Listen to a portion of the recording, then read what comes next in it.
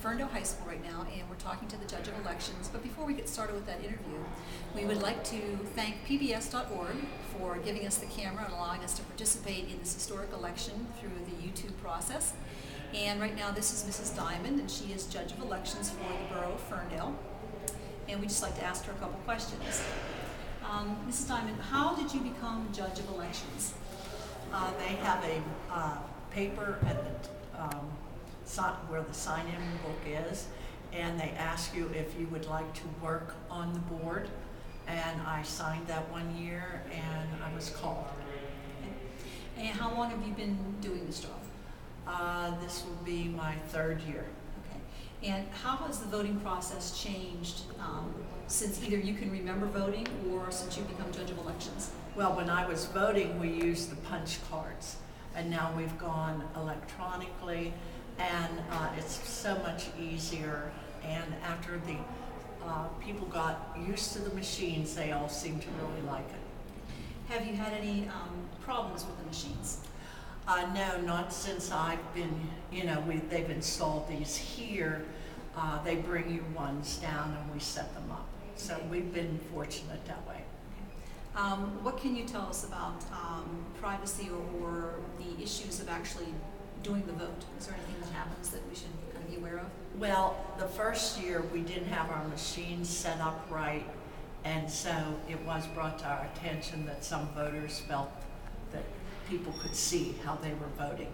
So we switched it for the last few times of elections, and it seems to work out better. We've had no complaints since. And you had mentioned when we were talking previously about some things that you need to remember when you're voting on the electronic machines. Can you kind of take us through that process? Well, you push a button that says View Ballot, and that brings up all your candidates. You can vote, since this is a general election, you can vote a straight ticket, meaning Democrat, Republican, Independent, whatever's there, or you can vote for the candidate of your choice.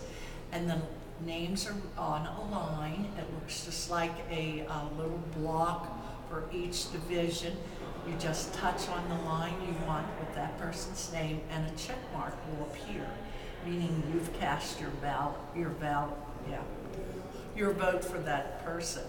And then at the bottom it'll say next page, and you continue to do that till you come to the part where it says review, and you push that, and then that lets you have another chance to look over this ballot to make sure that you have voted for everyone that you want.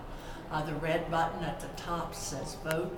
You push that, and then a green box comes up and it says confirm. You push that, and then that has cast your complete ballot. It will then tell you thank you for voting, and you leave. So it's a very quick process. Have there been any particular problems with the voting process that people need to be aware of? You told us about the little button sometimes don't push.